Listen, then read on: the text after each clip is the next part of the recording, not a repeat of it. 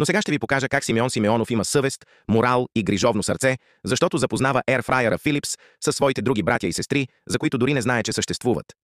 Филипс! Добро утро, Филипс! Да те запозная с сестра ти, която ще ми направи закуска. Ето я, сестра ти, Филипс. За пръв път ще ми прави закуска. Гледай, сестра ти, каква закуска? Закуска, не закуска. Закуска ще ми направи. Ще видим дали ще стане хубаво. Браво, Филипс! Браво е! Цар си, бе! Филипс! Браво е, Филипс! Браво е! Браво е! Браво е! Браво е!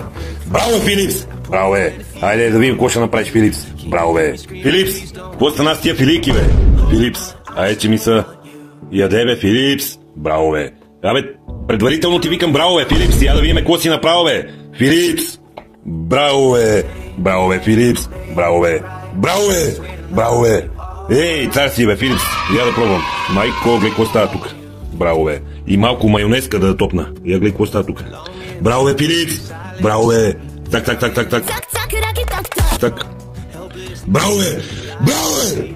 Браво, бе, Филипс! Филипс! Какво готвиш, Филипс? Ако готвиш нещо вкусно, ще те запозная с твоята сестра.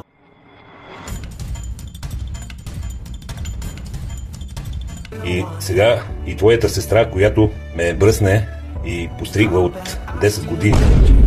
Сега ще я покажа. Ето я, сестра ти. Гледай, каква сестра имаш, бе, Филипс? Браво, бе! Гледай, пада и приставката, так. Браво, бе, браво, бе! Браво, бе! Так. От 10 години ме стрижеш, браво, и бръснеш. Браво, бе!